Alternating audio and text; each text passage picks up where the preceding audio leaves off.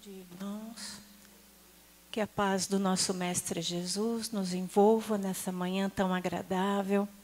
É um prazer recebê-los todos aqui, com o evento da USE Araraquara, trazendo nosso irmão Otacílio. Nós fizemos um breve café agora, e às 10h15 faremos uma nova pausa para um novo café. Eu passo a palavra para a Márcia.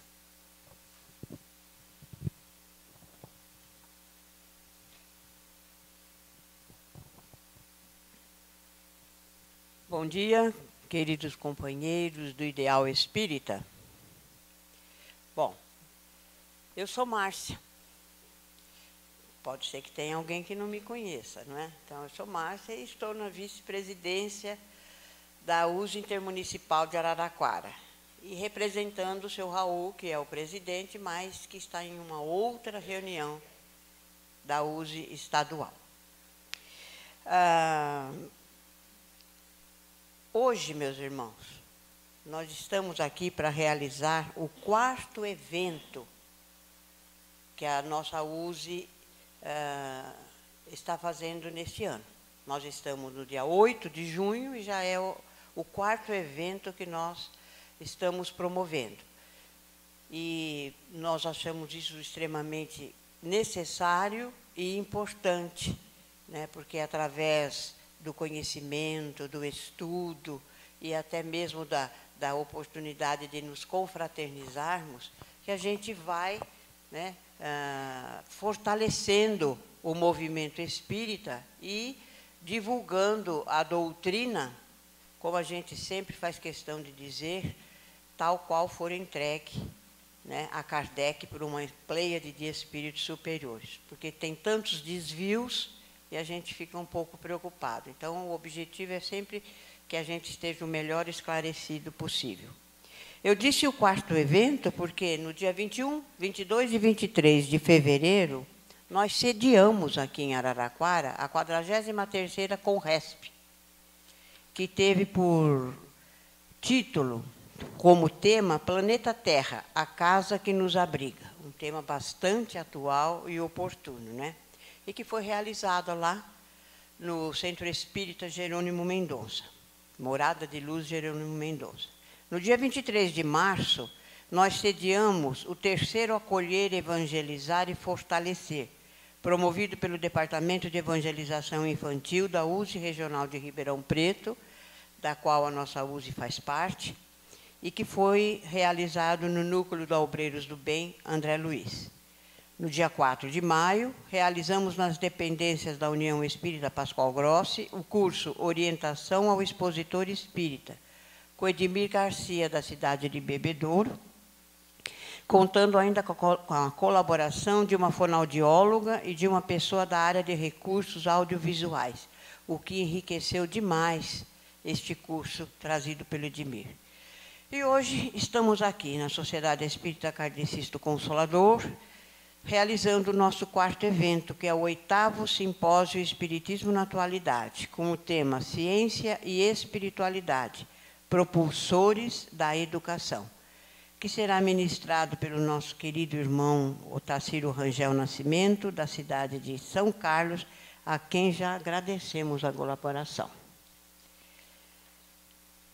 Estamos felizes, é claro, porque este é o objetivo das USEs como órgãos unificadores, unir os espíritas e suas casas, através de cursos, seminários, simpósios, palestras, confraternizações, para que a gente possa vivenciar e divulgar essa doutrina que esclarece e consola. Assim, meus irmãos, eu agradeço a Cláudia, com quem nós fizemos o acordo, porque este é o 8º simpósio, e ele é realizado sempre aqui no Consolador, porque já foi um acordo com Dona Leia, não é? E a Cláudia deu sequência, né? E agora eu já fiquei sabendo que temos uma nova presidente, o Consolador, que é a Cleia, certo? Espero que ela também dê sequência a isso que Dona Leia, né, deixou para a gente, e a gente possa se encontrar aqui todos os anos que o seu objetivo maior de aprender e servir. Agora eu vou passar a palavra para a Cláudia, então, para que ela possa apresentar o nosso irmão Otacílio com as devidas honras, porque ele tem um senhor currículo, certo? E também fazer a prece de abertura. Muito obrigado a todos, que seja uma manhã radiosa, radiante, brilhante para todos nós. Muito bom dia. É uma alegria encontrar com todos aqui na nossa casa. Bem, o Otacílio é o Otacirinho, né? Nosso amigo, querido, companheiro. Ele tem um currículo mesmo, que não caberia meia hora falando, ia ser pouco. Tem lá na Google, vocês podem olhar. Mas se alguém não conheceu o Otacílio, é sempre bom relembrar algumas coisinhas. Querido Otacílio Rangel Nascimento, nascido em Goiânia, né, Otacílio? Que ele ama de coração, residente em São Carlos. É graduado em Física pela Universidade Federal de Goiás, mestrado e doutorado pela PUC, Rio de Janeiro. E, atualmente, se eu estiver desatualizada, você me atualiza. Vincula-se ao Instituto de Física da USP São Carlos como professor pesquisador sênior. Muito bem, minha pesquisa estava certa. Espírita, aí vem o Otacílio que a gente conhece, né? Desde a mocidade. É palestrante muito conhecido, especialmente por todos nós aqui de Araraquara e região. Está integrado à Sociedade Beneficente Obreiros do Bem, lá em São Carlos, onde atua também ativamente. É sócio fundador desta casa e autor do livro Das Causas Primárias, colaborador da USE, várias casas de Araraquara e região, não só da região, palestrante, enfim, pelo Brasil afora. E é o nosso amigo Otacílio, que está sempre aqui conosco, atendendo o nosso pedido, nos ajudando na compreensão de aspectos importantes da doutrina, do Evangelho de Jesus, né? E que a gente tenha com ele, nesta manhã, mais uma oportunidade de luz e aprendizado. Para isso, então, vamos nos dirigir ao nosso amado Mestre Jesus e nos preparar. Senhor Jesus, nós agradecemos profundamente a estarmos aqui, reunidos nesta casa, para que possamos aprender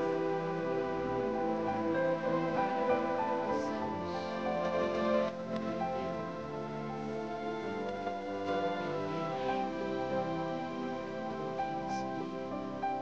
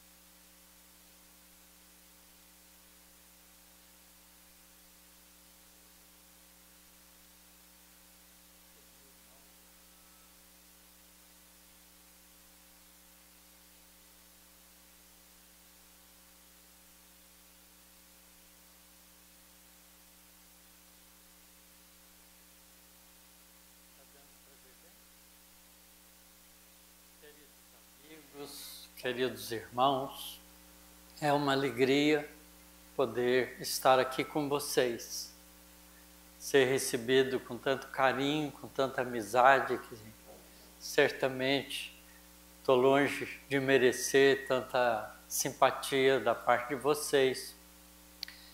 Mas, quando nós adentramos o conhecimento da doutrina espírita, a gente começa a fazer mudanças significativas no nosso jeito de ser.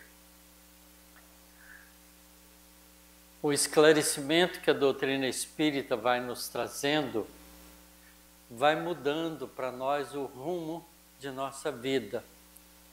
Os nossos objetivos vão lentamente modificando numa direção que a gente não pensava antes, porque ela nos oferece uma perspectiva completamente diferente do que é viver.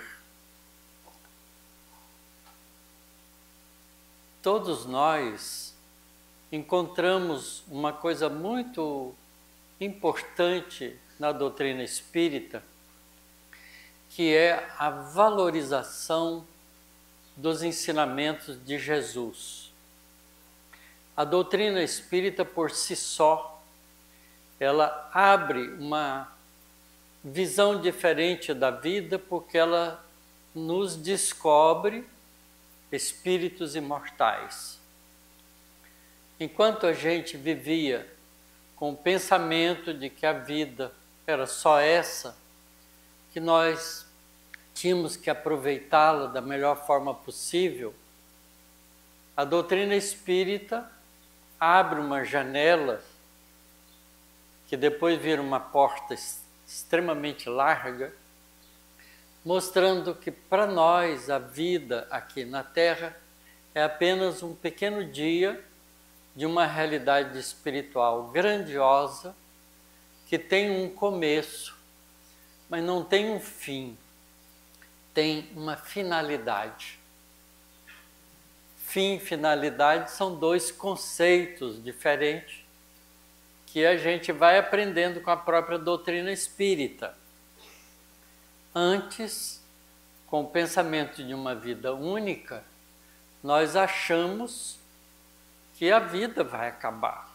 Então a gente nem pensa nisso, nem quer falar sobre esse fim. Nós temos quase um horror de falar sobre a morte, não é? Quando tem um grupo de pessoas conversando e alguém lembra que a gente vai morrer, todas as pessoas, em geral, reagem de maneira abrupta, dizendo, nossa, não tem uma conversa melhor do que essa, não é? Porque a gente acha uma coisa absurda a gente perder a nossa vida. E essa sensação, né, de que nós vamos perder tudo com a vida é algo que nos afasta, não é, dessa ideia, desse sentimento, e a gente fica, então, fugindo dele. É natural também que quando algum desses companheiros nossos, das pessoas mais próximas de nós, se aproxima da experiência do final da vida, a gente fica desesperado. Especialmente quando acontece com pessoas de pouca idade. Então parece uma inversão horrorosa do que é viver e a gente perde o rumo.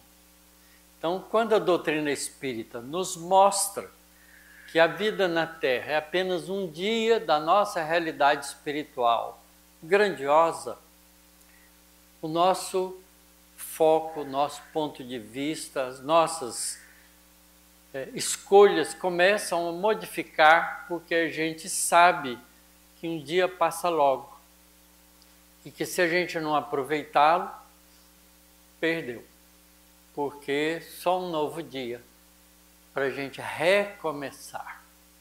Então, essa perspectiva muda os horizontes dos nossos propósitos.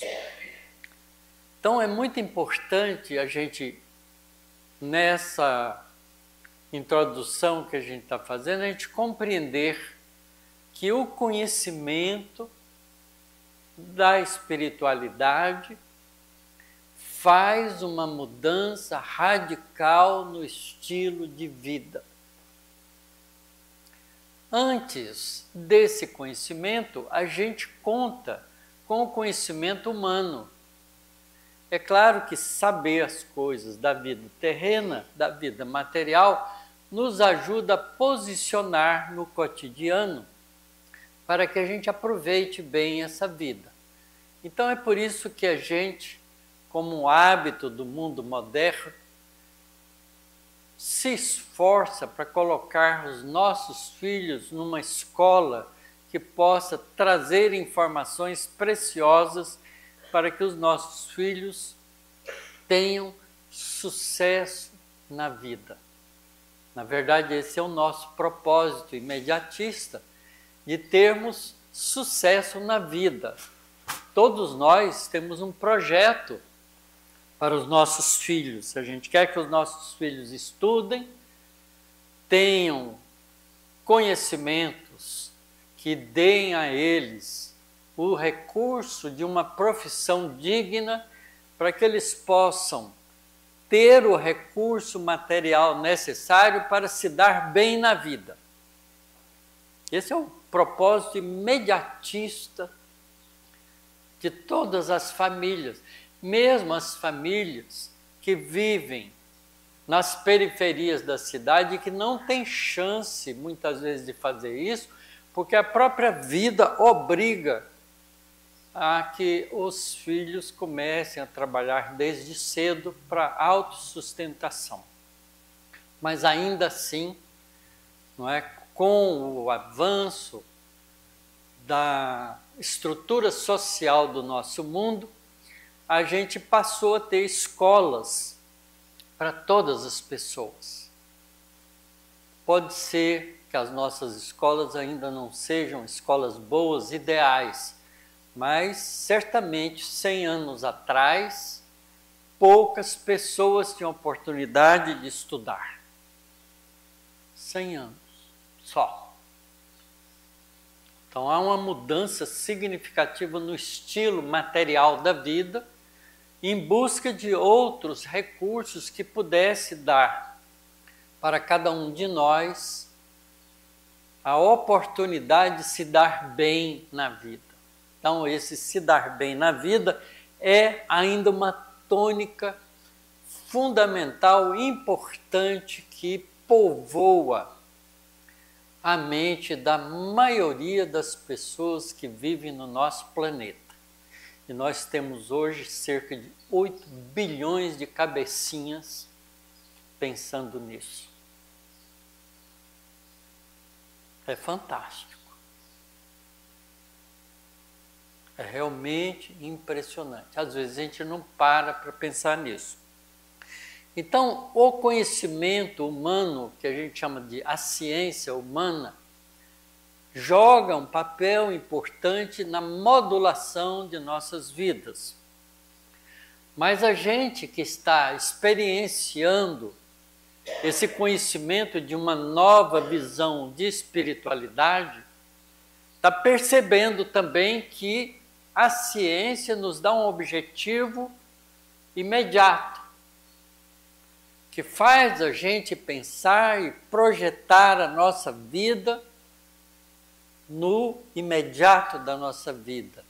O que eu vou fazer logo, qual é a profissão que eu vou ter, que trabalho eu vou realizar, com ele o que eu vou conquistar de retorno e como eu vou estruturar a minha vida do dia a dia. Então, quando a gente pergunta a uma criança, qualquer que seja ela, o que você quer fazer quando crescer, ela já tem esse projetinho na cabeça dela. Mas vocês podem observar que o projetinho que ela tem é puramente ainda focado na vida de agora. Eu quero estudar para poder ser médico, ser engenheiro, ser cientista, e a gente vai delineando, a cabecinha da criança vai fantasiando para ela um objetivo futuro. Eu me lembro do meu filho, quando tinha 5, 6 anos, 7 anos de idade, ele dizia para mim que ia estudar na USP para ser motorista de trator. Ele é biólogo hoje.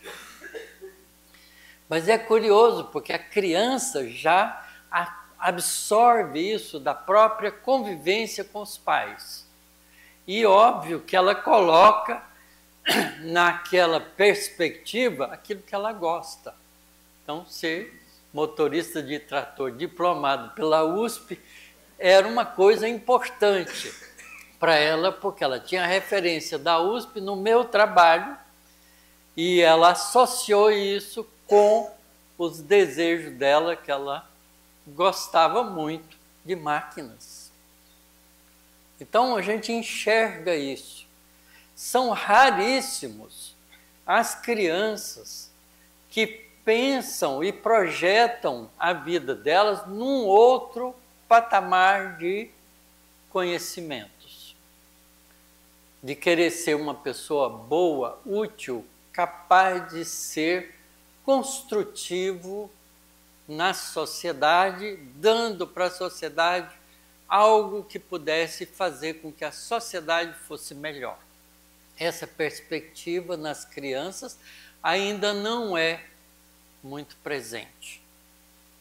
Então a gente vê que a gente tem duas molas importantes para projetar na gente esse recurso que a gente gostaria de ter para poder construir uma vida satisfatória.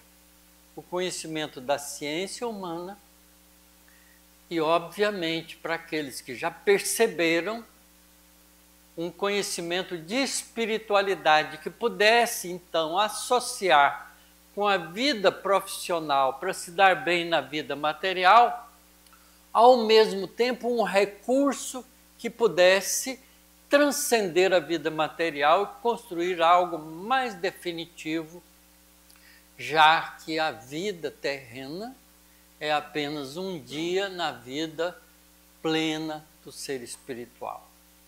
Por isso, ciência e espiritualidade são e representam duas molas propulsoras que podem fazer a transformação do nosso mundo para um mundo melhor. São os propulsores da formação educativa do indivíduo para que ele, no meio social, possa ser alguém que contribua para um mundo melhor. Então, o tema, né, da nossa conversa de hoje é justamente salientar um pouco disso, buscando isso nos conhecimentos da ciência e da doutrina espírita, que abre essa cortina da nossa visão para uma realidade que transcende o puro viver uma encarnação só na Terra.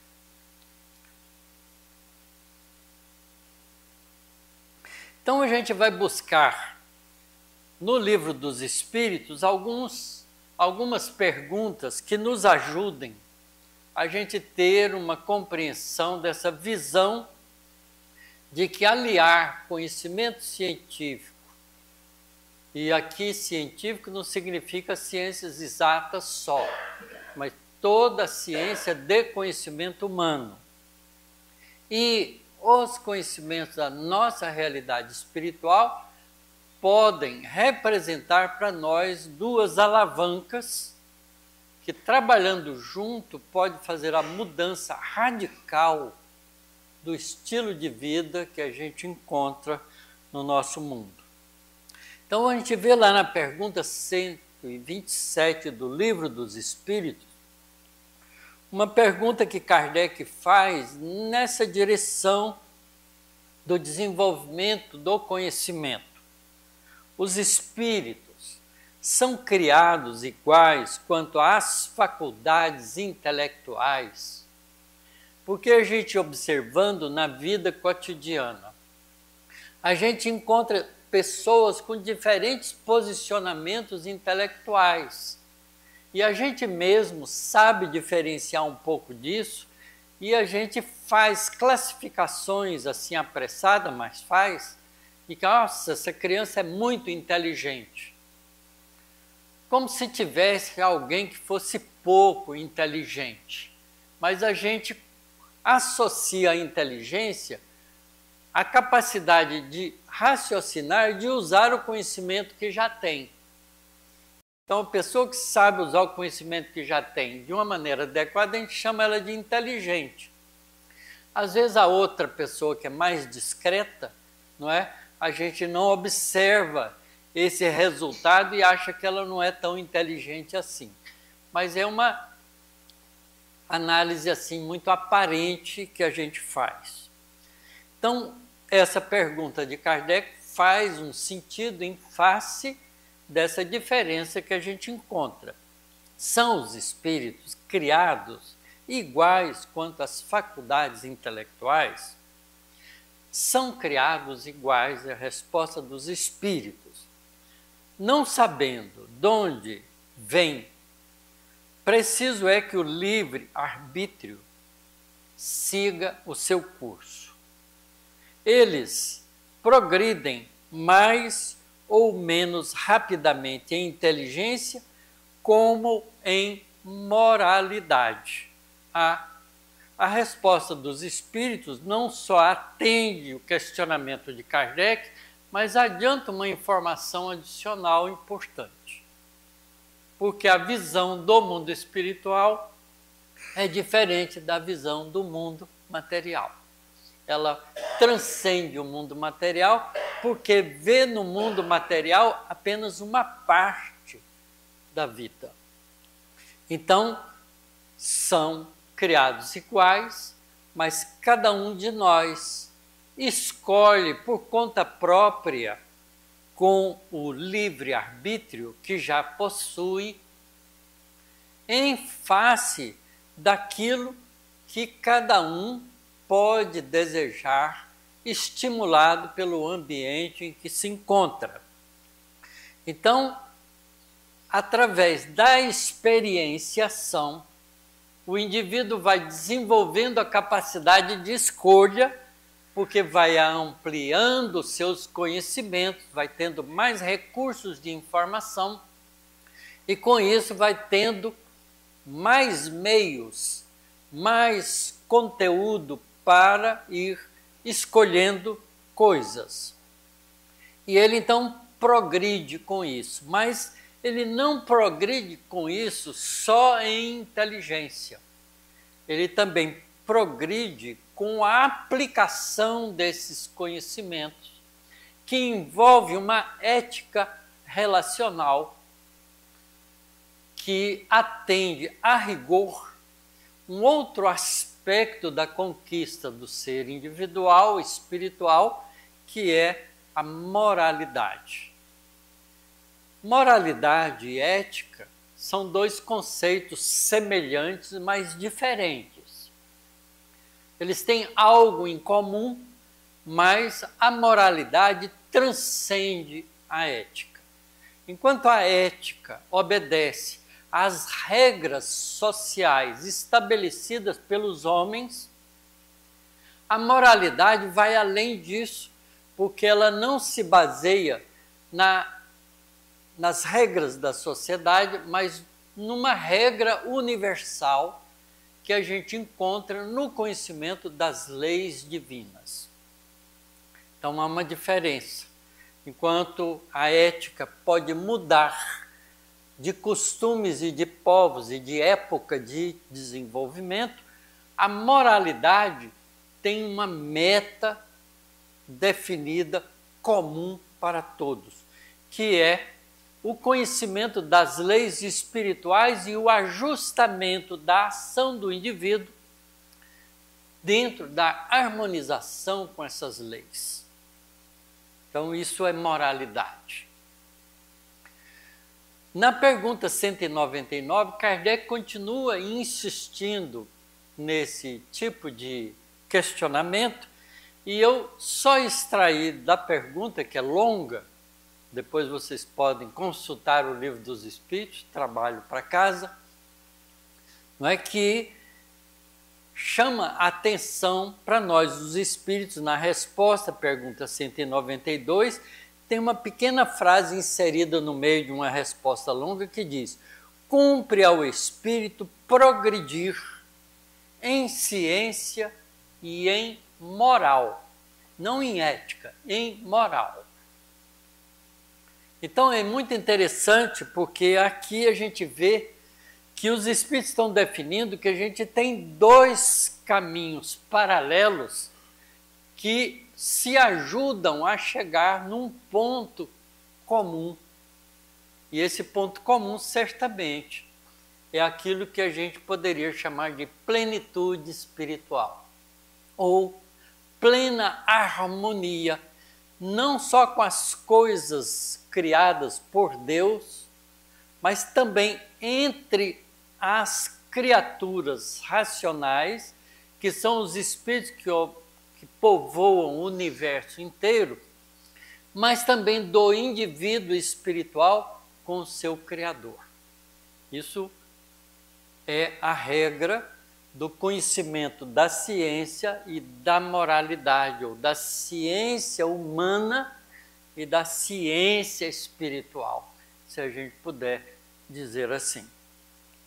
Então, na pergunta 780, veja que eu já pulei um monte de perguntas do Livro dos Espíritos, a gente encontra uma outra questionamento de Kardec que também vem nessa direção, que é: como é que anda no progresso da experienciação do indivíduo como ser espiritual a aquisição da intelectualidade e da moralidade?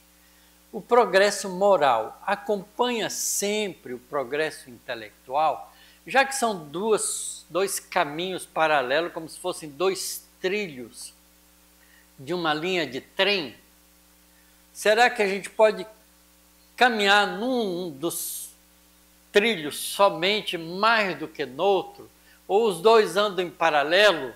Como é que funciona isso? É o questionamento de Kardec aos espíritos. E aí os espíritos respondem de uma maneira muito interessante. Diz assim, repetindo a pergunta: o progresso moral acompanha sempre o progresso intelectual? Decorre deste, mas nem sempre o segue imediatamente. Curiosamente, nós somos diferentes de um trem, porque a gente pode caminhar num dos trilhos só, sem aproveitar a estrutura de equilíbrio que o outro possa dar. Então a gente pode desenvolver mais intelectualidade do que moralidade, por exemplo. E aí, como é que fica esse trem? Em equilíbrio ou fica capenga? Não é? É interessante essa resposta, mas o desenvolvimento moral parece que acompanha com certo atraso o desenvolvimento intelectual. Isso tem um significado importante na lei de evolução. Por quê? Porque o indivíduo, para poder usar uma coisa, ele precisa primeiro aprender. Então, o desenvolvimento da inteligência, da compreensão daquilo que o indivíduo está aprendendo, é seguido, depois da compreensão, da aplicação. Então, primeiro vem o conhecimento intelectual, para depois vir o conhecimento da aplicação daquele conhecimento, que vai ter consequências correlacionadas não só com a interação do indivíduo com o meio ambiente, mas também do indivíduo com outros indivíduos que partilham com ele os processos da vida. Portanto, a moralidade vem correndo atrás. E nem sempre vem em harmonia com o desenvolvimento intelectual.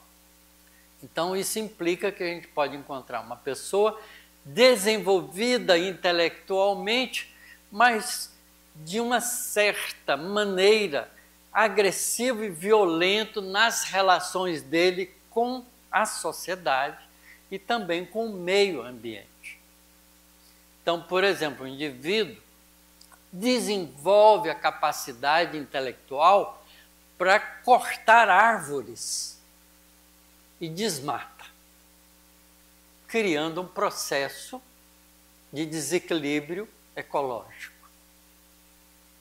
O indivíduo pode desenvolver o conhecimento de estratégias e eliminar aqueles que se opõem àquilo que ele decide que é seu caminho e destrói, mata, tira pessoas da sua vida.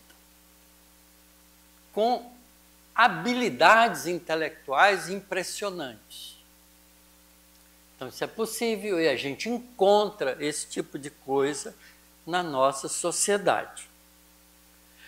Então, Kardec continua insistindo para compreender isso melhor com a pergunta, uma subpergunta A, dizendo: como pode o progresso intelectual engendrar o progresso moral? Fazendo compreensíveis o bem e o mal. O homem, desde então, pode escolher. Então, veja que o homem, à medida que ele vai desenvolvendo intelectualmente, ele vai também criando juízos com relação ao resultado se ele aplicar aquilo que ele conhece. Se aquilo pode trazer um benefício ou se pode trazer um malefício. E benefício e malefício vai ser medido em função daquilo que o indivíduo deseja. Que pode ser uma coisa boa e pode não ser uma coisa boa, porque ele está aprendendo, ele está se desenvolvendo. Então, ele pode escolher. Então, o desenvolvimento do livre-arbítrio vai se dando à medida que o indivíduo vai aprendendo intelectualmente tudo aquilo que ele vai, nas experienciações, acumulando de conhecimento. Então, o livre-arbítrio acompanha o desenvolvimento da inteligência, mas também, por isso mesmo, aumenta a responsabilidade das suas escolhas. É curioso que a gente tem, desde criança, um senso de justiça agudo. Se você tem 2 filhos, beneficia um com alguma coisa que ele gosta, que o outro também gosta e não é beneficiado, ele grita. E grita alto, porque ele foi injustiçado. Esse conceito, né, de ter direitos iguais é uma coisa quase que natural e espontânea do indivíduo. E o senso de justiça, então, é algo que mexe profundamente com o comportamento das criaturas. Então, a gente desenvolve com a inteligência, não é, o nosso livre-arbítrio, mas também, ao mesmo tempo, a gente vai tendo uma agudez na análise dos resultados. Portanto, da responsabilidade. Aí Kardec faz uma observação que é natural a gente fazer. Como é, nesse caso, que muitas vezes sucede serem os povos mais instruídos, os mais pervertidos também. Por exemplo, no momento atual da nossa vida, nós temos um governo americano decidindo comportamentos que afetam em prejuízo outras nações. o que a gente vê de cara? Um estrilo geral. Não é? Todo mundo está reclamando, todos os outros países que se sentem afetados pela decisão de um único país que é intelectualmente desenvolvido e reconhecido como tal, agindo de maneira a prejudicar a vida de relação com outros países. E há uma grita. A gente vê em todos os processos da guerra entre dois países, não é? Esse tipo de coisa que afeta também a vizinhança inteira, especialmente hoje, onde tudo que é feito vem à tona porque o mecanismo de comunicação mundial está em nível altíssimo de eficiência. O que acontece em qualquer lugar do mundo é visto quase que imediatamente pelo mundo inteiro. Então, essa pergunta de Kardec, quase 200 anos atrás, tem um significado muito importante. A resposta dos espíritos: o progresso completo constitui o objetivo. Então, isso é uma fase. Os povos, porém, como os indivíduos, só passo a passo atingem esse objetivo. Enquanto não se lhes haja desenvolvido o senso moral, pode mesmo acontecer se sirvam da inteligência para a prática do mal.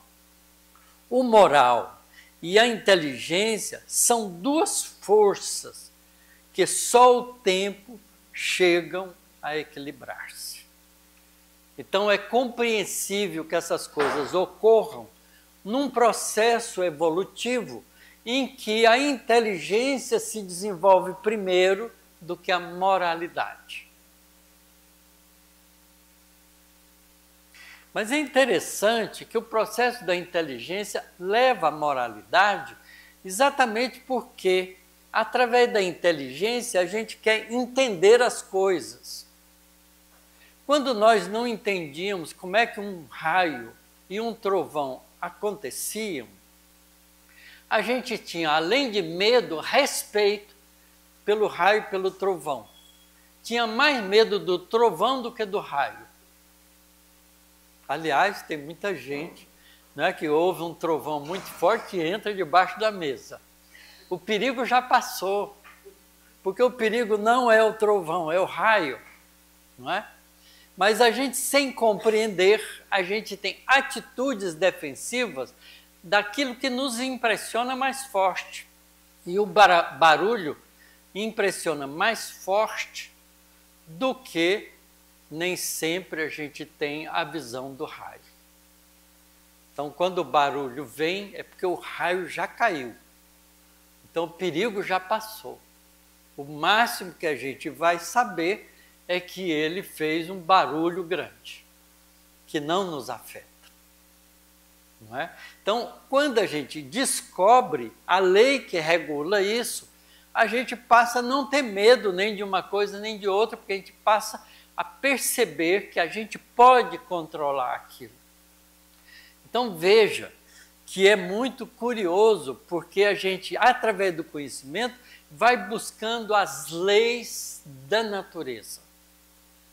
E é óbvio que as leis da natureza que a gente procura compreender primeiro são aquelas que ferem diretamente os nossos sentidos, que são materiais.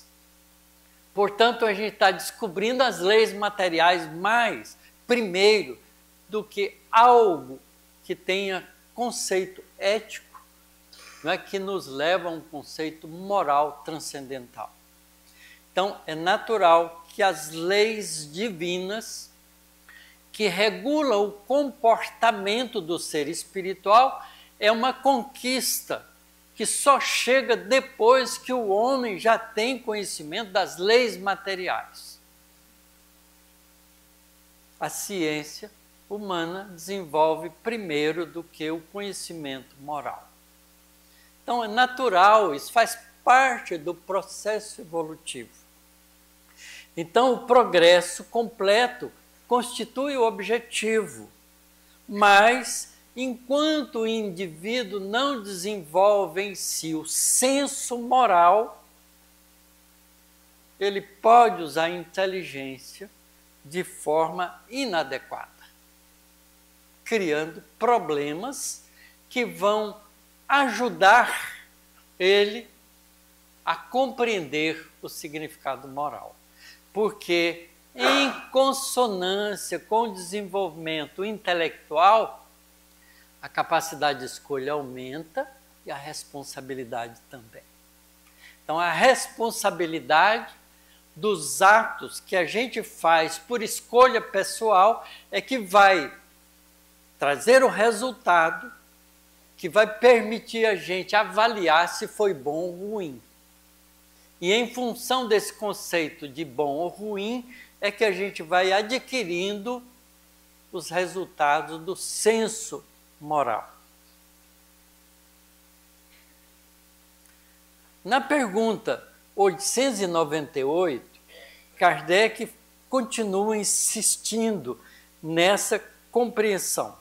Sendo a vida corpórea apenas uma estada temporária nesse mundo, e devendo o futuro constituir objeto da nossa principal preocupação, será útil nos esforcemos por adquirir conhecimentos científicos que só digam respeito às coisas e necessidades materiais?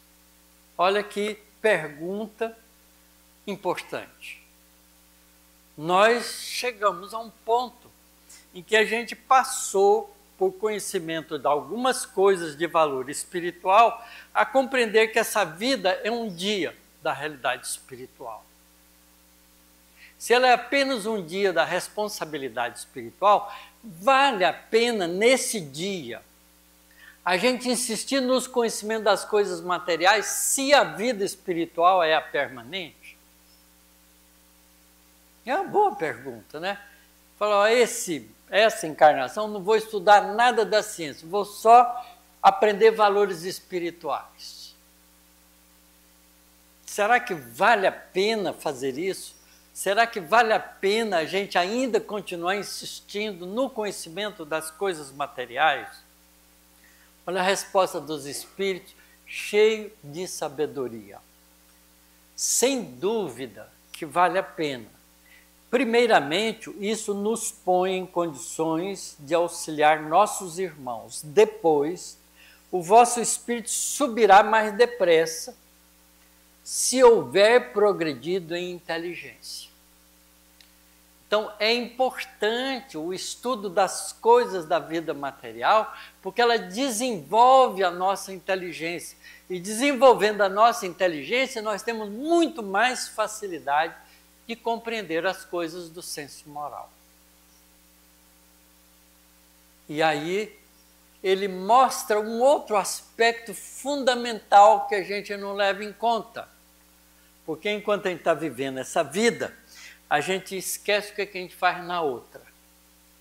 Porque a gente não lembra da outra. Parece que não existe a outra. Não é? Nós estamos focados nessa. Por causa ainda da nossa pobreza perceptiva, porque a gente percebe muito fortemente, através dos sentidos, a vida material e de forma tênue a vida espiritual enquanto no corpo físico. Porque as faculdades humanas, trazidas pelo corpo físico como limitador, não nos permite fazer grandes voos na realidade espiritual enquanto encarnado. Para a grande maioria dos 8 bilhões de pessoas encarnadas. Mesmo que troque a cada 100 anos. Porque os espíritos que estão no mundo espiritual, uma boa parte, talvez ainda a maioria, se encontra ainda num estado de pouca percepção, mesmo no mundo espiritual, da vida espiritual. é comum nas reuniões mediúnicas muitos espíritos se comunicarem sem saberem sequer que desencarnaram. Eles não encontram perceptivamente diferença grande entre a vida física e a vida espiritual, pelo nível de pouco conhecimento das coisas espirituais que ainda abriga em si mesmo. Então, essa é uma pergunta muito boa e os espíritos respondem muito inteligentemente. E nos dá uma informação curiosa. Nos intervalos das encarnações, enquanto no mundo espiritual, aprendereis numa hora o que na Terra vos exigiria anos de aprendizagem. Nenhum conhecimento é inútil. Todos, mais ou menos, contribuem para o progresso, porque o espírito, para ser perfeito, tem que saber tudo. E porque, cumprindo que o progresso se efetua em todos os sentidos, todas as ideias adquiridas ajudam o desenvolvimento do espírito. Então não adianta, nós somos pássaros de duas asas. A asa da inteligência e a asa da moralidade. E temos que, para voar, desenvolver as duas em equilíbrio, o melhor. Porque uma asa maior do que a outra não permite voo. A gente já sabia disso quando criava galinha no quintal. Né? A gente cortava a ponta de uma das asas da galinha para ela não voar para o quintal do vizinho. Mas se você cortasse as duas, elas pulavam o muro, porque tinha equilíbrio para isso. Não voava, mas pulava alto. Então vejam que é muito importante esse conhecimento para a gente entender que o processo nosso de aquisição de valores, que no fundo é o que nós desejamos pela educação, vai ter que nos auxiliar a desenvolver os dois lados que se equilibram nos processos do voo que o espírito deseja fazer. E aqui eu salientei isso porque eu acho fundamental que o espírito, para ser perfeito, tem que saber tudo. Tudo é tudo mesmo. Não é? Não é fantástico isso? Eu acho a doutrina espírita uma das coisas mais fabulosas que a humanidade conquistou.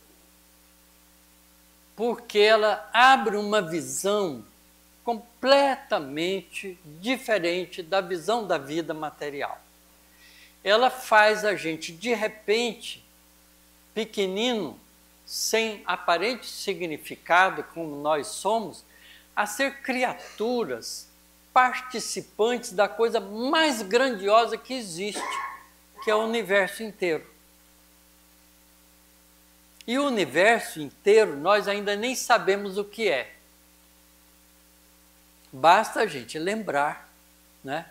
Tem números que nos assustam, que nós estamos numa galáxia que tem de 200 a 400 bilhões de estrelas.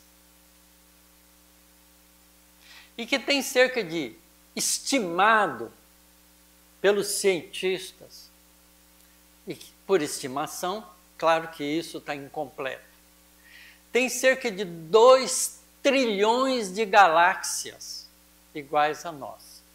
Multiplicar 2 trilhões por 400 bilhões é uma conta que transcende a nossa cabeça. Isso é o universo que a gente pode, com a nossa pequenez momentânea, observar. Imagina quando a gente for um espírito superior. A gente está longe de conhecer o que é a criação divina. E o espírito, para ser perfeito, tem que saber tudo. Então não adianta ter preguiça, gente. Não adianta ter preguiça. Na pergunta 796, Kardec também faz uma outra questão de importância para a análise do nosso tema. No estado atual da sociedade, a severidade das leis penais não constitui uma necessidade. Vem aí um conceito moral, não é? No estado atual da sociedade, a severidade das leis penais não constitui uma necessidade? A gente sabe que sim. Porque se você pega um indivíduo que é assassino em série, para você evitar que ele faça mais mal, algo tem que ser feito pela sociedade com ele, para impedi-lo que ele faça aquilo. E se ele é uma pessoa muito violenta, tem que ser algo duro, porque senão você não o contém. A resposta dos espíritos também é extremamente inteligente. Uma sociedade depravada certamente precisa de leis severas. Infelizmente, essas leis mais se destinam a punir o mal depois de feito do que ali secar a fonte. Porque eu desejava que não existisse pessoas violentas, agressivas. Pessoas que violam os direitos dos outros. Isso é secar a fonte. Mas como a gente não sabe fazer isso, a gente cerceia. As nossas prisões, que deveriam ser processos de recuperação do indivíduo, são apenas jaulas para impedir aquelas pessoas de fazerem um mal direto à sociedade.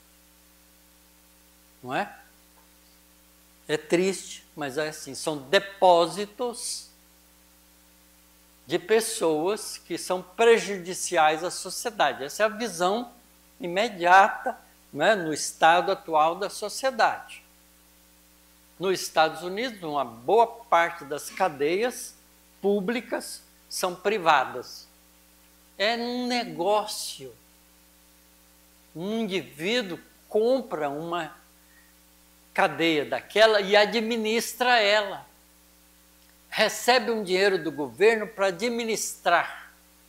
Contrata guardas, contrata toda uma estrutura de segurança, reforça a cadeia para impedir que aqueles indivíduos possam fazer mal à sociedade.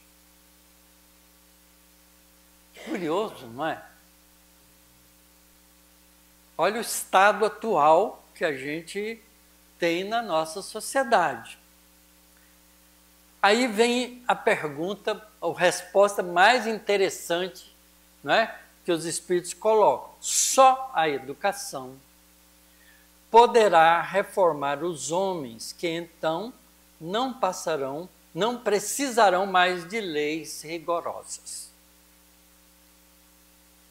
Então, a educação é o mecanismo, o recurso que a gente pode utilizar para reverter o processo da violência, de desrespeito das leis morais.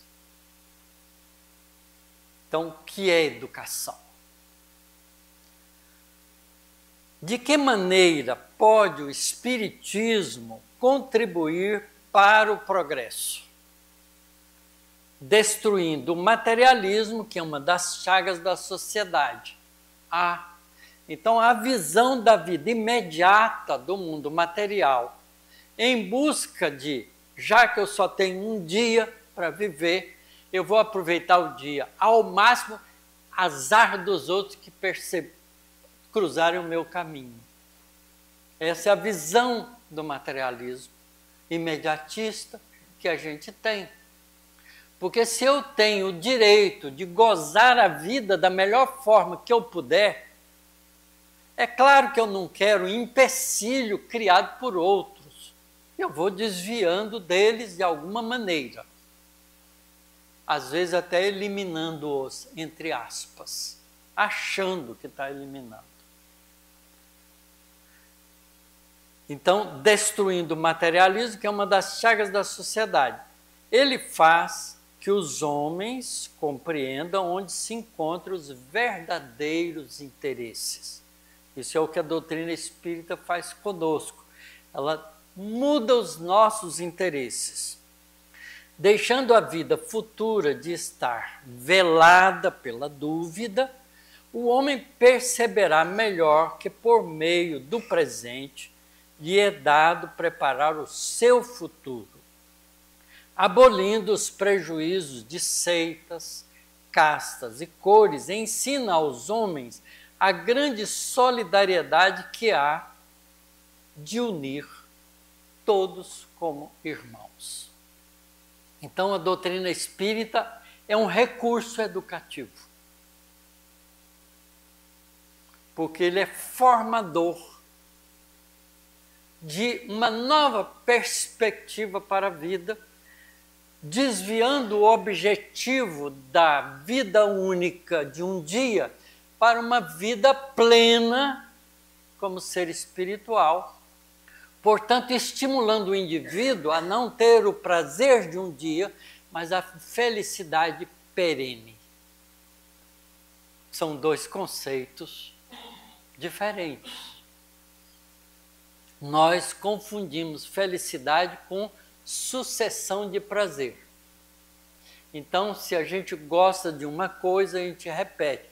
Todo fim de semana, lá em São Carlos, na sexta-feira, depois das 6 horas, a gente passa na frente dos botecos, já começa a encher de gente. E sempre, se você for num dado boteco, você vai encontrar sempre as mesmas pessoas todas as semanas. É a repetição do prazer, porque aquele é a busca do indivíduo de fazer algo diferente que lhe agrada, para que ele se sinta bem. E como ele não sabe ficar sem aquele sentir bem, ele repete sempre a mesma coisa em busca do prazer. E é assim que a gente cria viciações. É curioso, mas é a nossa vida. Muito bem. Então, o que é educação? Não é? Já que os espíritos colocam que é a educação que resolve o problema, que pode melhorar a qualidade da vida, a gente tem que discutir o que é educação. A palavra educação vem da palavra latina educatio, que é a ação de criar, alimentação, instrução, enfim, educação. Uma outra definição que a gente encontra: a ação de desenvolver as faculdades psíquicas, intelectuais e morais. Aqui a palavra moral está entendida no significado humano.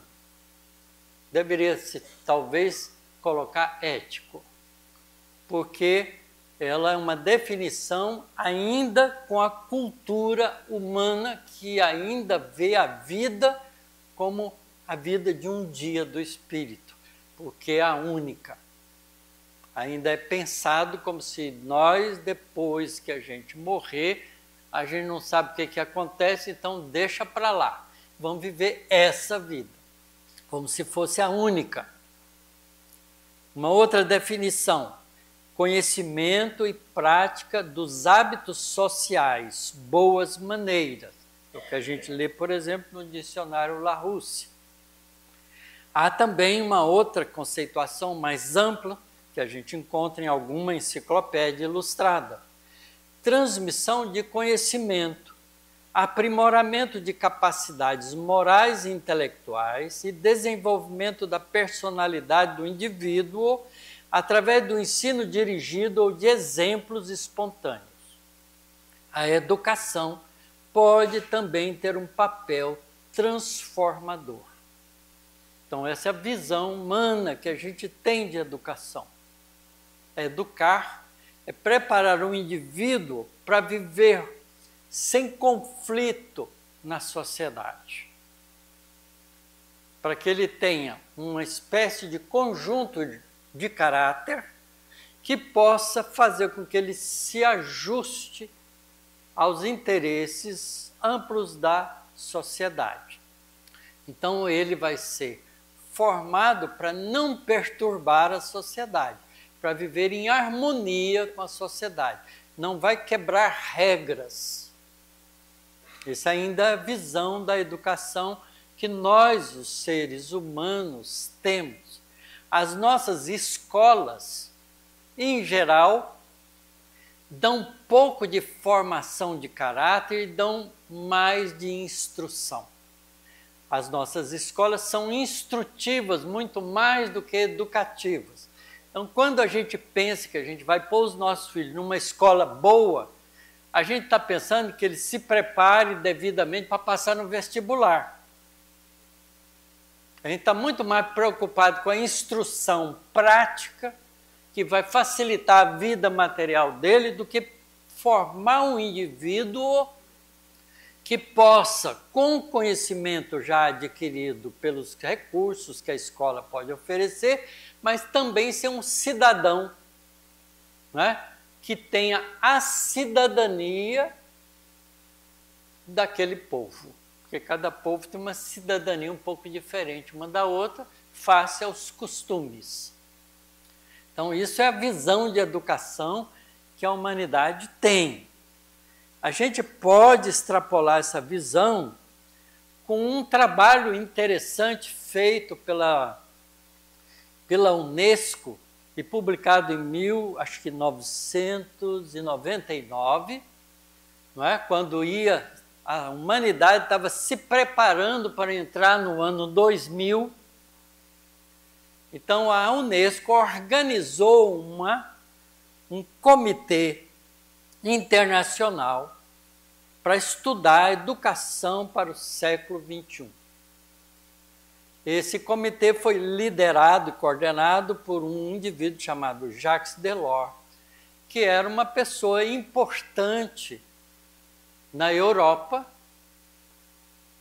de origem francesa, mas ele era uma das pessoas ligado, não é, à comunidade europeia, reconhecido como tal, um homem de cultura, de conhecimento, um economista, e ele então coordenou esse trabalho. E foi o relator do processo, né, do estudo, dos resultados do estudo desse comitê, dando diretrizes para a educação para o século XXI. Nós já temos 25 anos do século XXI. Tá certo? Então, esse trabalho foi publicado na forma de um livro chamado Educação, um Tesouro a Descobrir. E nesse livro, no capítulo, se não me engano, 4º, não é? Eles colocam a discussão de 4 pilares que deveriam sustentar esse modelo educativo. Então, a discussão dos 4 pilares ocupa todo o 4º capítulo, onde se propõe uma educação direcionada para os 4 tipos fundamentais de educação que a humanidade compreende. Então, é estudo humano. Primeiro pilar, aprender a conhecer. Adquirir instrumentos da compreensão. Isto é, oferecer ao indivíduo tudo aquilo que ele precisa conhecer, que é fundamental para que ele se torne um cidadão digno. É claro que quando esse comitê reuniu, eles decidiram o que se espera do indivíduo no meio de uma sociedade. Então, esses pilares foram construídos em função desse modelo de indivíduo que se deseja que seja constituinte da sociedade. Ok? Então, aprender a conhecer. Então, aprender a conhecer é preparar as escolas de maneira adequada para que o indivíduo aprenda tudo que é necessário para que ele seja um homem um cidadão que contém a cidadania esperada para uma sociedade justa. O segundo pilar, aprender a fazer, agir sobre o meio em onde o indivíduo está envolvido, o meio envolvente desse indivíduo. Então, além de ter a compreensão, ele precisa saber utilizar dessa compreensão para fazer. Então, ele precisa também aprender a fazer. O terceiro pilar, aprender a viver juntos. Quer dizer, não basta ele aprender a fazer, mas ele tem que levar em conta que ao fazer, ele está fazendo junto com outros e para o bem coletivo. Então é aprender a viver juntos, cooperar com os outros em todas as atividades humanas. É não ver no indivíduo que partilha com ele um competidor, mas um cooperador. Aprender a fazer. Está bem estruturado, né? É um estudo bonito. E, finalmente, aprender a ser. O indivíduo tem que saber o que ele é. Então, aprender a ser é o conceito principal desses 4 pilares que integra todos os anteriores. Então, aprender a ser. O que você é dentro da sociedade que você vive, você é um indivíduo. O que você é? Não é? Com a compreensão, com o ato de saber fazer, com o ato de saber fazer cooperativamente com os outros, que são os outros 3 pilares. Então, a estrutura disso é muito bonita, tá certo? Vamos fazer um intervalo para depois a gente passar disso para os conceitos morais, ok? Então, eu queria dizer, antes de terminar, para vocês que o sucesso de um seminário é a participação efetiva. Seminário é diferente de palestra. Eu posso terminar toda a minha fala aqui e ir embora, vocês vão pensar sozinhos. Certo? Mas, ao invés disso, para que ela possa ser muito mais útil, é importante que cada um de vocês, que já está pensando em tudo isso que eu estou falando, maquine perguntas, dúvidas, pontos de vista e discussão para que o seminário se torne um processo interativo atendendo o aprender a viver juntos, para que a gente saia daqui todo mundo enriquecido. Inclusive eu, porque vocês que estão me ouvindo têm muito também que ensinar, ok?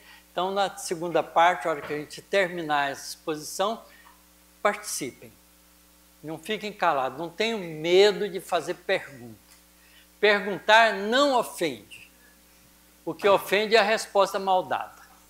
Ok? Então, eu vou fazer o esforço, se tiver de responder, de não responder de forma inadequada. Vamos descansar um pouquinho.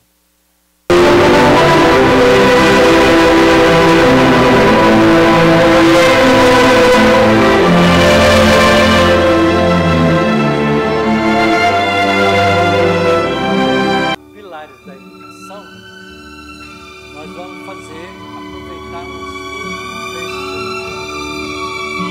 A senhora espírita lá do Nordeste, que provavelmente muita gente já conhece, a Sandra Borba.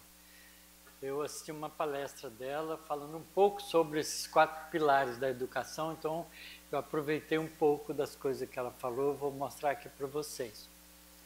Porque eu também aprendo ouvindo os outros, né? A gente pensa que só porque a gente está falando aqui, que a gente já sabe tudo, tem nada disso, ninguém sabe tudo, coisa nenhuma. Todos nós somos aprendizes. Então vamos... Talvez deveria apagar essas luzes aqui. Ficou melhor para ver? Então, aproveitando a sugestão, né, da Sandra, ela consegue, né, ela fez um esforço e eu aproveitei bem porque eu acho que está muito bem feito, a comparação desses 4 pilares com os valores educativos do Evangelho de Jesus. Né? Então, aprender a conhecer, Jesus já tinha dito isso, na frase que ele coloca lá, conhecereis a verdade e a verdade vos libertará. Então, é fundamental conhecer, porque conhecer desenvolve a nossa capacidade de entendimento e de análise das coisas. Portanto, ela nos ajuda a dar um passo no processo de crescimento espiritual. Porque, no final das contas, o que se propõe com a educação? Transformar um indivíduo comum num indivíduo, não é? Educado, formado, com caráter adequado para viver numa sociedade de forma construtiva. Então, a educação é um processo de aprimoramento do indivíduo. Então, aprender a conhecer, a gente encontra essa colocação feita por Jesus quando ele fala que o conhecimento da verdade liberta o espírito. E aqui, quando Jesus fala da verdade, não é da verdade relativa pura e simplesmente, porque a gente tem um encontro de Jesus com Pilatos, né, numa discussão que Pilatos começa a conversar com ele e Jesus fala, né, que ele veio trazer a verdade. E Pilatos então pergunta, o que é a verdade? E Jesus não responde. É curioso, né? A gente começa a pensar, por que Jesus não respondeu para Pilatos? Porque Jesus também tinha dito em outra situação em que não adianta tirar pérolas aos porcos, porque eles não vão saber valorizar as pérolas, não tem ainda nível de entendimento para apreciar aquilo. E se ele não acreditava em Deus, o que adianta dizer para ele que a verdade são as leis divinas? Então Jesus cala, tá certo? É muito importante isso. Hoje, com o conhecimento da doutrina espírita, a gente tem uma resposta para o que é a verdade. Uma resposta absoluta, que não é relativa, não é a verdade do pensador tal ou qual, porque existem essas verdades particulares que são interpretações de indivíduo que estuda, que tem uma visão das coisas. Mas é a verdade dele, porque nem todo mundo pode compreender do jeito que ele está compreendendo. Mas há uma verdade absoluta que todos nós devemos buscar, que é o conhecimento das leis espirituais que nos governam e das leis materiais que governam o mundo material. Então, a ciência busca o conhecimento das leis materiais, as leis físicas, as leis biológicas. E a realidade espiritual, a doutrina espírita, que põe o elemento espiritual no jogo do conhecimento, busca as leis espirituais que nos governam. E Jesus o que veio fazer foi trazer o conhecimento dessas leis de forma suave, vestida com outras roupagens. Por exemplo, a cada um será dado segundo as suas obras. Se é a lei de causa e efeito ou lei de justiça, não é? Mas Jesus adoça, não é? Essa lei para trazer a compreensão da lei que é universal para um indivíduo que tem um comportamento. Então Jesus é um grande educador que nasceu entre nós para nos ensinar as leis espirituais que nos governam. E ele consegue, para sintetizar para nós, para que a gente não fique muito dispersivo, sintetizar todas as leis divinas em 2. No amor a Deus sobre todas as coisas e ao próximo como a si mesmo. Como ele diz, toda a lei e os profetas está contido nessas 2 leis, que é uma só. Porque como é possível amar a Deus sobre todas as coisas sem amar tudo que Ele cria? Inclusive o ser humano. Então não precisa amar o próximo, já está incluído. Mas Jesus, didaticamente, põe a segunda afirmativa como uma espécie de corolário da primeira lei, para poder dar uma referência para o ser humano. Porque como a gente não sabe amar, mas a gente sabe querer para a gente o melhor, então que a gente aprenda a querer o melhor para os outros, como a gente gostaria que eles queressem para a gente. Então é linda a didática de Jesus, que é capaz de transformar a lei numa compreensão fácil. Então aprender a conhecer esse pilar que está colocado por essa comissão, a rigor, a gente já tem ela há mais de 2000 anos, da ordem de 2000 anos, e a gente não sabe ainda utilizar. Então, a nossa questão não é propriamente do conhecimento como informação, mas do conhecimento como ação. Então, conhecereis a verdade vos libertará, como está trazido pelo Evangelho de João, no capítulo 8, versículo 32. O aprender a fazer, Jesus ensina isso de uma maneira elegante e linda, dando um exemplo, quando o doutor da lei se aproxima de Jesus e pergunta para ele: o que devo fazer para ter o reino dos céus? Porque, afinal de contas, o que todo mundo deseja como cidadão é ser feliz. Porque o que importa uma sociedade cheia de regras e infelizes, não é?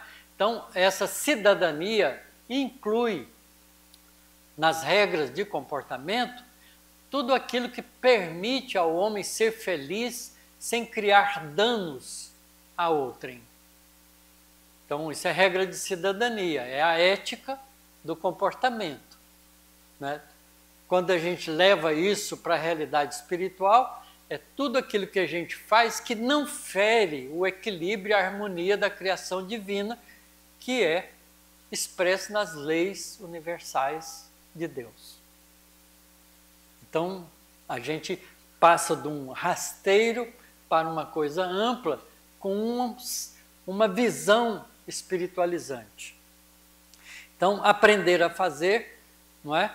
Quando esse doutor da lei se aproxima de Jesus e pergunta para ele o que devia fazer para ter o reino dos céus, Jesus então devolve a pergunta para ele. O que você lê na lei?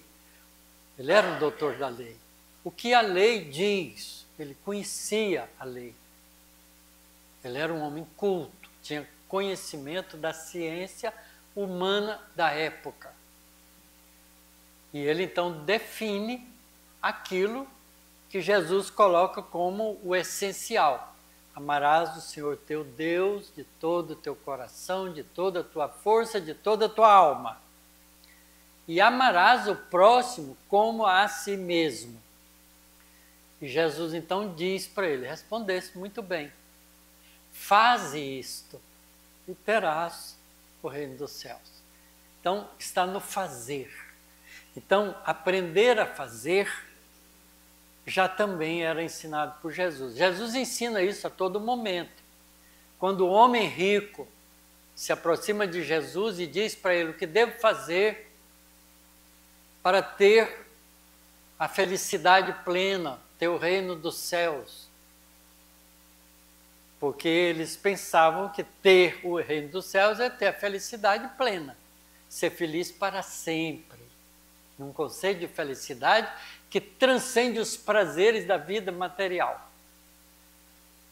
E Jesus, então, como se tratava do homem rico, ele não supôs, ou ele, claro, Jesus não supunha, ele conhecia a alma de cada um que perguntava para ele, porque ele lia na nossa alma quando ele quer.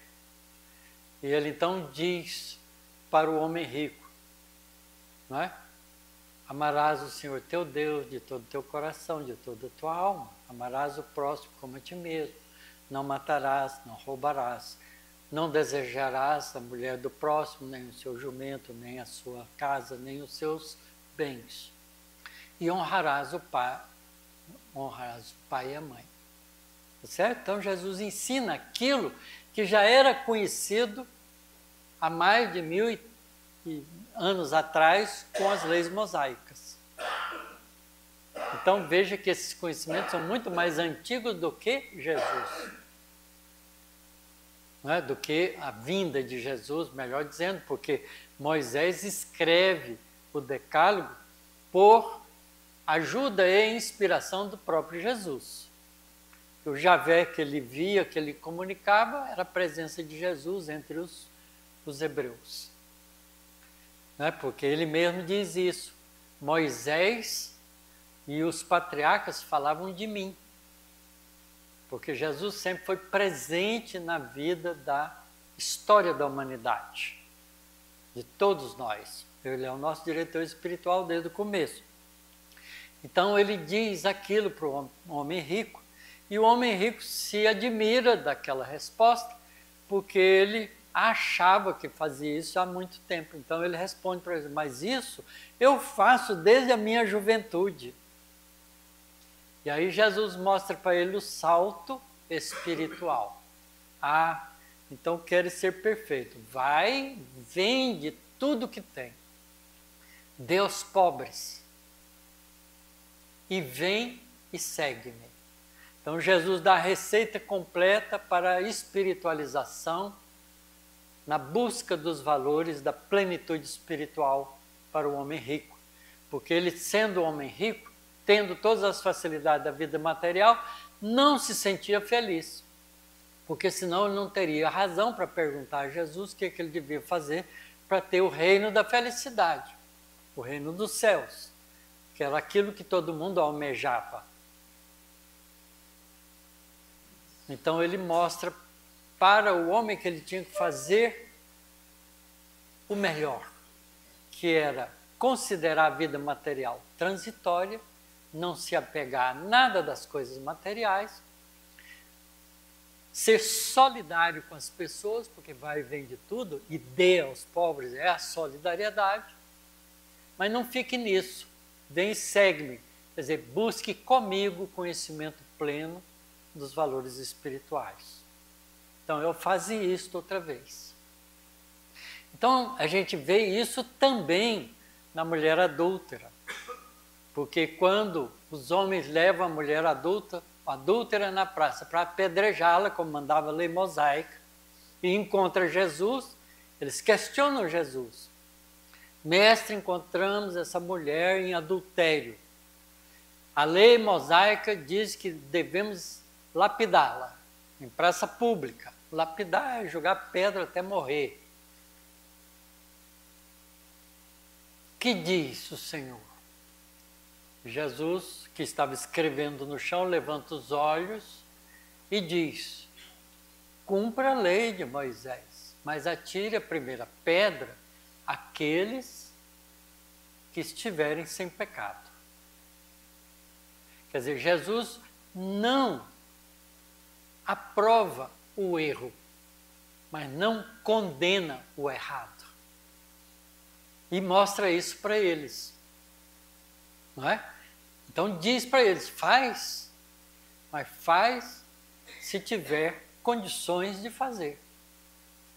E eles então, a partir primeiro dos velhos, vão soltando as pedras e vão indo embora, e a mulher fica sozinha ali com Jesus.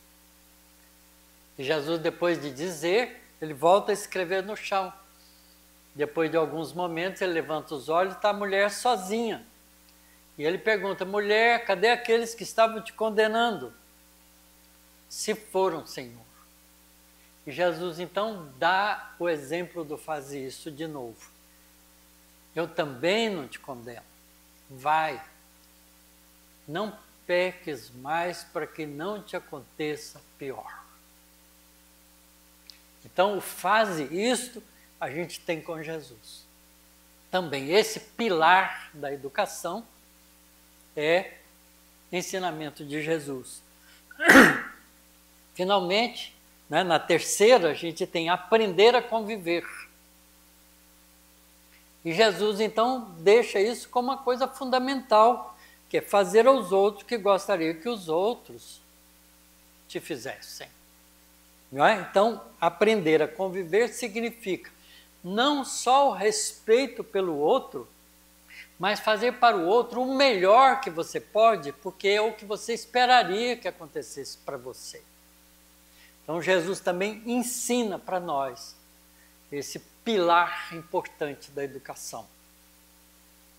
Então, a gente vai encontrando em Jesus todos os suportes educativos que um espírito grandioso e mestre como ele veio trazer para nós em linguagem simples, para que nós pudéssemos já ter 2000 anos de educação que a gente desprezou. E, finalmente, aprender a ser. E Jesus chama a atenção de nós para isso, quando diz: podeis fazer o que eu fiz, e muito mais ainda. Basta que para isso busquem ser perfeitos como perfeito é o Pai Celestial. Então Jesus coloca como meta de ser no indivíduo a busca harmônica da criatura com o Criador. Isso é ser integral, como espírito amplo, que busca a perfeição máxima e a comunhão com as leis espirituais que nos governam, que certamente, se Deus é a inteligência suprema do universo, nunca comete erros, fez essas leis para a nossa felicidade.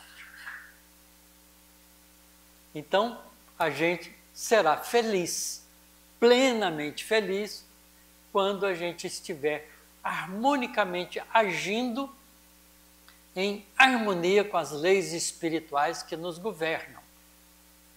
E isso significa estar em comunhão com Deus. E Jesus diz isso para os discípulos antes de ir embora. Quando se aproxima o momento em que ele sabia que ia ser preso e crucificado, não é? Sofrido a pena da ignorância máxima do ser humano ali à sua volta, ele chama os discípulos e conversa lentamente com os discípulos, ora junto com eles, não é? E diz para eles, não é, que eles agora não eram mais discípulos dele, e sim amigos, porque ele tinha transferido o conhecimento que ele adquiriu do Pai para os companheiros. Então, o que ele tinha nos companheiros agora? Amigos. E deixa para nós uma recomendação: que vos ameis uns aos outros como eu vos tenho amado. Porque eu sou uno com Deus. E quero que todos vocês sejam uno comigo e com Deus. Inclusive aqueles que vêm no futuro a aprender as minhas lições. Isso está escrito no Evangelho de João. Então Jesus nos convoca a essa perfeição, que é aprender a ser o espírito imortal, angelical, que é o destino de todos nós. Então, esses 4 pilares da educação, nós já os temos há muito tempo. Quer dizer, o comitê organizador, estudioso dos processos da educação para o 3º milênio, né, para o século XXI, a partir do século XXI, estabelece 4 pilares que já eram conhecidos. Eles podiam ter feito isso, mas é claro que um comitê político-econômico das Nações Unidas, sediado na Unesco, não faria isso do ponto de vista da moral espiritual, porque ainda não alcançou esse entendimento, mas pôde fazer da ética humana, que é o recurso que a gente vai adquirindo para ir transferindo e desenvolvendo em nós o senso moral.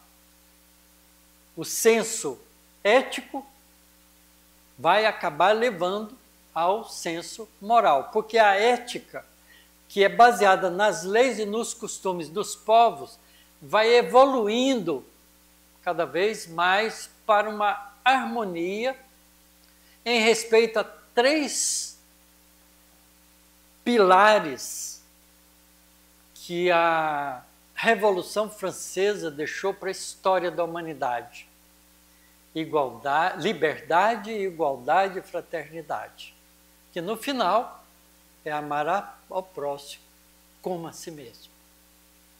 Então é lindo a gente entender e voltar ao cristianismo do Cristo, não dos homens, e enxergar nas lições de Jesus os pilares da educação.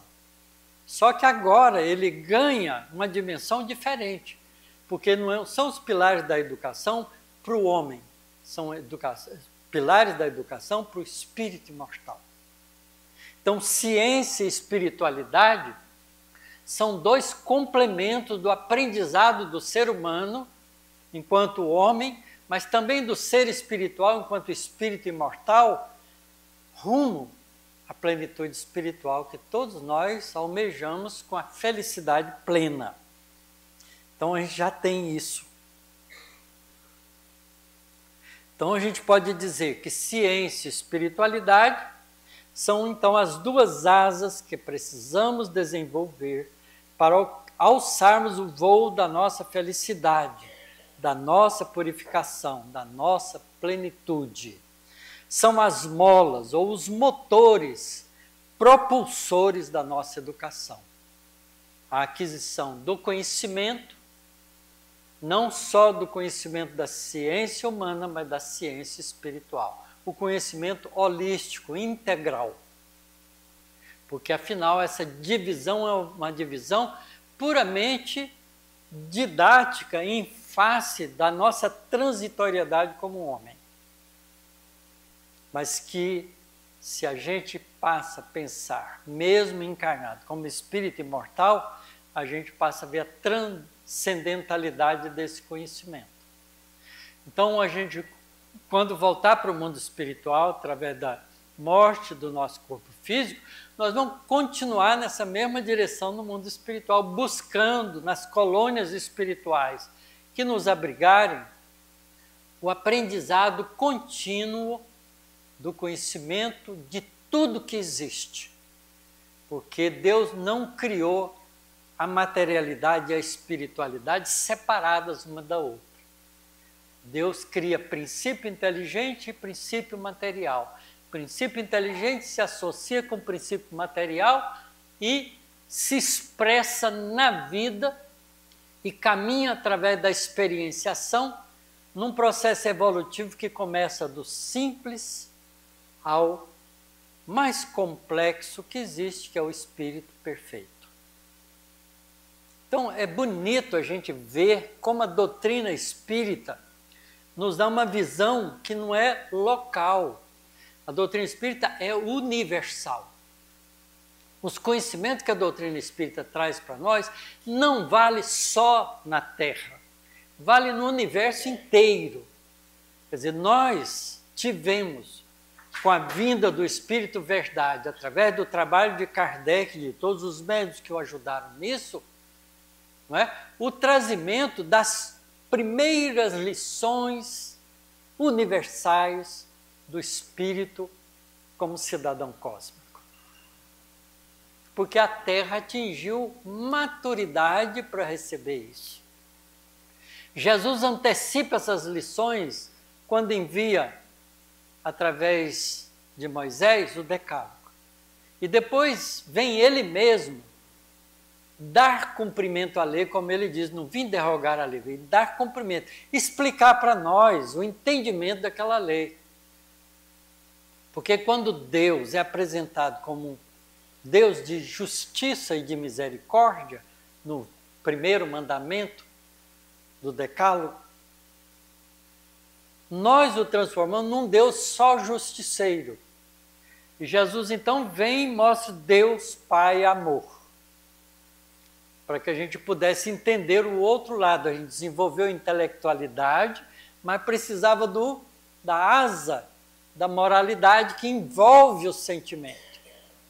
Então apresenta para nós Deus como Deus de amor, não como Deus de justiça. De amor, de misericórdia. É justo, mas é misericordioso. Deus não tem pressa conosco. Ele sabe das nossas dificuldades e sabe que nós vamos vencê-las. E nos ajuda nisso. E essa ajuda nos chega quanto mais a gente se aproxima e pede isso a Ele. Por isso Jesus ensina o Pai Nosso como uma conversa com Deus diretamente, para que nós pudéssemos absorver de Deus toda a ajuda que a gente precisa. Porque o Pai Nosso é uma prece completa de responsabilidade. Não é apenas um pedido, é um compromisso que a gente faz. Porque quando a gente diz, perdoa as minhas dívidas, assim como eu devo perdoar meu semelhante, eu estou assumindo um compromisso de entender que o perdão só me alcança quando eu sei passar ele para frente. Então é muito bonito a gente ter essa visão universal, compreender que a doutrina espírita é muito mais do que simplesmente montar casas espíritas que ficam parecendo centros religiosos. Ao invés da gente cultuar atitudes, a gente fica cultuando hábitos repetitivos, não atitudes de renovação. Então a gente está aqui hoje para cultivar atitudes de renovação. É isso que significa educar o espírito, né? Preparar o indivíduo como ser espiritual para viver em harmonia com seus semelhantes e com harmonia com tudo que é criado por Deus. Então, o desenvolvimento da inteligência e da moralidade, que são os caracteres de um espírito em plena evolução, se faz através do conhecimento da ciência material e da ciência espiritual. Porque o espírito, para ser perfeito, tem que saber tudo. Então, a gente tem uma sequência evolutiva. A experiência conduz ao conhecimento. E o conhecimento, através da lei de ação e reação, não é? Vai mostrando para nós o senso de responsabilidade que vai permitindo a gente conhecer e fazer a distinção entre o que é positivo para a nossa evolução e negativo para a nossa evolução. Nesse sentido, a gente faz uma definição diferente do mal. Porque mal é tudo aquilo que a gente faz que nos desvia da evolução.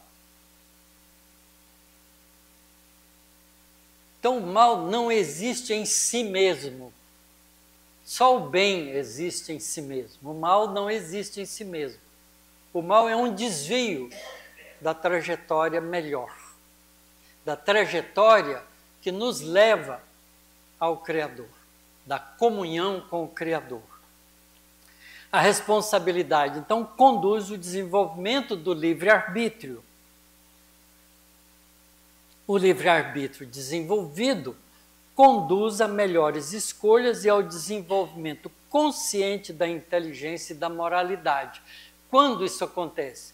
Quando, através do livre-arbítrio, a gente se descobre espírito imortal. Porque quando a gente se descobre espírito imortal, a gente deixa de ser homem e mulher. Porque a gente não é mais o corpo. Homem e mulher é a expressão corporal do espírito. Pergunta lá no Livro dos Espíritos, o espírito prefere encarnar como homem ou como mulher? Depende, se é indiferente. Ele vai escolher de acordo com a sua necessidade evolutiva. Então, nem mulher, nem homem, é espírito. Porque o espírito adquire, na fase masculina ou na fase feminina, as experiências necessárias para o seu autoaprimoramento completo. E nós hoje sabemos que se a gente fizer uma análise de masculinidade e feminilidade, qualquer corporificação, a gente encontra o hormônio dos dois. nos masculinos em abundância um tipo mais do que o outro e vice-versa. Mas todos nós somos, de certa maneira, masculino e feminino dentro de nós mesmos, porque nós somos espíritos. Então a gente não é mais homem e mulher, a gente é espírito, temporariamente utilizando um corpo masculino ou feminino pela conveniência evolutiva do estágio que nós nos encontramos. Também isso é lindo. Acabou o preconceito, não é? Quando eu vejo as mulheres defendendo o feminino, é preconceituosa. Quando eu vejo os homens machistas, também são preconceituosos. Porque nós devíamos ser espíritos. Nem masculino, nem feminino, os dois. Porque isso representa forças criativas do espírito, apenas. Então a compreensão da gente vai mudando completamente. Então, o desenvolvimento consciente da inteligência e da moralidade conduz à nossa autoeducação. Porque a gente começa a perceber que nós não precisamos de que alguém propriamente venha nos ensinar, nos educar. Porque nós mesmos podemos fazer isso, porque já temos os recursos para isso. Já sabemos que somos espíritos imortais. Portanto, a vida material é só um dia da realidade espiritual. E eu não tenho que me preocupar com as aquisições que são transitórias do dia, mas no dia com as aquisições permanentes do espírito, utilizando as coisas transitórias como ferramenta didática. É outro conceito. E claramente que a educação espiritualizante dessa maneira nos conduz à plenitude e à felicidade plena. Espírita, amai-vos e instruí-vos. É a lição sublime do Espírito Verdade para conosco. Então, encerrado o seminário falante, vamos para a parte pergunta.